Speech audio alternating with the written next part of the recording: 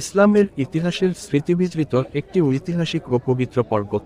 এটি সৌদি আরবের মদিনা শহরের উত্তর পূর্বে মসজিদে নববী থেকে মাত্র 4 থেকে 5 কিলোমিটার দূরে অবস্থিত। এটি মদিনার বৃহত্তম পাহাড়, যার উচ্চতা প্রায় 3533 ফুট। মহানবী সাল্লাল্লাহু আলাইহি ওয়াসাল্লাম এই পাহাড়টিকে অত্যন্ত ভালোবাসতেন। তিনি বলেছেন, উহুদ এমন একটি পাহাড় যা আমাদের ভালোবাসে এবং আমরাও তাকে ভালোবাসি। উহুদ প্রান্তরে কোরাইশরা নির্মমভাবে হযরত রাসূলুল্লাহ সাল্লাল্লাহু আলাইহি ওয়াসাল্লামের দাঁত মোবারক শহীদ করেছিল, তাকে আহত করেছিল।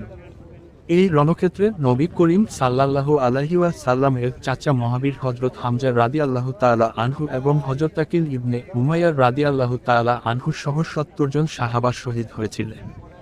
হযরত আমির হামজা রাদিয়াল্লাহু তাআলা আনহু ও হযরত আকিল রাদিয়াল্লাহু তাআলা আনহুকে একই কবরে দাফন করা হয়। পরে উহুদ প্রান্তরে এখন একটি সুদৃশ্য মসজিদ নির্মাণ করা হয়েছে। উহুদ প্রান্তরের কবরগুলো পার হয়ে সামনে এগুলো ছোট্ট একটি পাহাড়।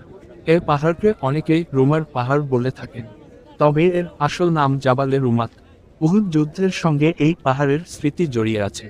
এই পাহাড়ের নবী করিম সাল্লাল্লাহু আলাইহি ওয়াসাল্লাম 50 জন তীরন্দাজকে বিশেষভাবে নিয়োজিত করেছিলেন। তীরন্দাজদের এখানে মোতায়েনের সময় নবী করিম সাল্লাল্লাহু আলাইহি ওয়াসাল্লাম বলেছিলেন, নির্দেশ দেওয়ার আগ পর্যন্ত তারা কোনো অবস্থায় তাদের স্থান থেকে যেন সরে না আসে। তিনি নির্দেশ হিসেবে বলেন, তোমরা আমাদের পেছনে দিক রক্ষা করবে।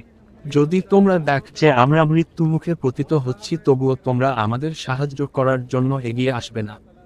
আর যদি দেখতে পাও যে আমরা গনিমতের মাল একত্রিত করছি, তবে তখনও তোমরা আমাদের সঙ্গে যোগ দেবে না। এখন এই পাহাড়টিতে ওঠা যায়, তবে উহুদ পাহাড়কে দূর থেকে দেখতে হয়। উহুদ পাহাড়টির অবয়ব এখনও অনেকটা অক্ষুণ্ণ এবং উহুদের পাহাড়ের রং অন্য সব পাহাড় থেকে একটু ভিন্ন। ইসলামিক স্কলাররা বলেন, উহুদ পাহাড় ইতিহাসের সাক্ষী। জীবনে হযরত রাসূলুল্লাহ সাল্লাল্লাহু আলাইহি ওয়াসাল্লামের নির্দেশনা না মানলে মুসলিমরা কি পরিমাণ দুর্ভোগে পড়বে তার জলজ্যান্ত উদাহরণ উহুদের প্রান্তর। এই শিক্ষা শুধু যুদ্ধের দিনের নয়, পুরো জীবনের। উহুদের যুদ্ধ ৩ হিজরির ৭ শাওয়াল তারিখে সংঘটিত হয়।